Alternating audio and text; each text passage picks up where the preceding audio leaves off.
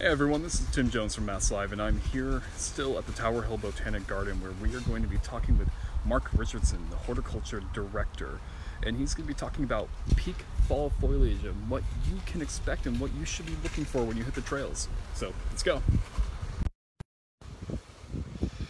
Mark, how are you today? Good, how are you doing, Tim? Fantastic. I understand you're going to be taking us through the garden and taking a look around? Yeah. Fantastic. So where are we starting off with? Actually, we're starting off right here. This is Itea virginica.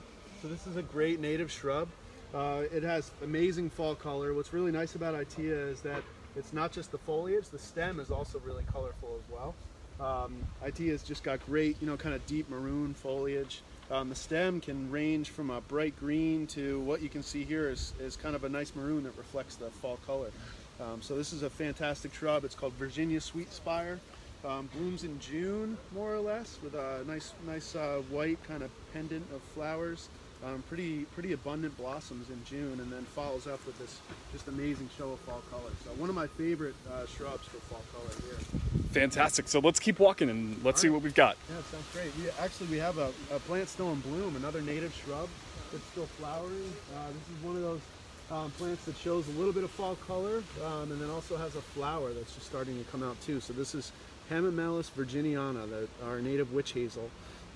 There's several species of witch hazel. This one happens to be native here in Massachusetts, and it's a great example of a pretty late fall flower. Fantastic. All right, let's take a walk and let's see what we've got here in the garden. All right. One of the things I always like to point out to people is that we actually have some conifers that lose their needles. So, oftentimes people will say, oh, it's a deciduous pine tree. And really what it is, it's a conifer. It's a cone-bearing plant. Normally cone-bearing plants have needles, like this golden larch here. You can see it's got great fall color. It's kind of a nice vibrant orange. And the needles are starting to drop off. So this is one of those unique examples of a conifer that's going to lose all of its needles and be bare for the winter, like we think of with our oaks and maples and other deciduous trees. So this would be the time to see it before it just all drops. Exactly. Yeah. Yep, exactly. So this is the systematic garden that we're in right now, and there's some good examples of fall color in here as well. In the distance you can see another example of a larch, a little bit brighter, almost yellow orange there on the corner. We got a good rainbow in this shot. Oh, that's great. Nice. Yeah. Nice.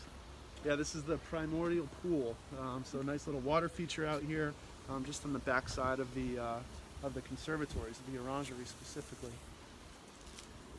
Fall, this fall's actually been a little bit interesting in that we just recently had our first frost, and a lot of times with fall color, frost and really cold temperatures are what brings on that really vibrant color. Mm-hmm. So 2 weeks ago I was saying, well, we're just about a week from peak fall color, because normally we would have had a frost a little bit earlier, and now we're actually a little bit delayed. So our fall color is a little behind now. Really? From where I would have expected it to be. Interesting. Yeah, you can see this magnolia here. Has a nice kind of yellow fall color. It really hasn't started to color up very much. This is just kind of barely toward the tips of the branches. The places that have gotten the most cold temperature have started to color up, but not a whole lot of color yet on the magnolia. So if you were to recommend people to come out for a particular time within the next, week or so, or maybe the next couple weeks, like when do you think would be a prime spot for people to come? Yeah, actually any time within the next couple of weeks will be a great opportunity to see fall color. There's, one thing about New England is the fall color is exceptional pretty much everywhere. So botanic gardens oftentimes compete with just highway roadsides. There's lots of color. The red maples have been ablaze with color for a while. Some of our hickories are showing nice color. Actually, toward the end of this path, you can see some oranges and some yellows coming out of the hickories and some of the other native trees and shrubs on the edge over there. But really the next couple of weeks should be just fabulous for fall color pretty much anywhere. But coming to a botanic garden like this one, you get the best of a lot of different worlds. So we still have some flowers in bloom. We have our conservatories with a lot of tropical, subtropical, Mediterranean climate plants in them. A lot of our later season perennials are still in bloom. So toward the end of this path, we can see some asters, that nice purple color.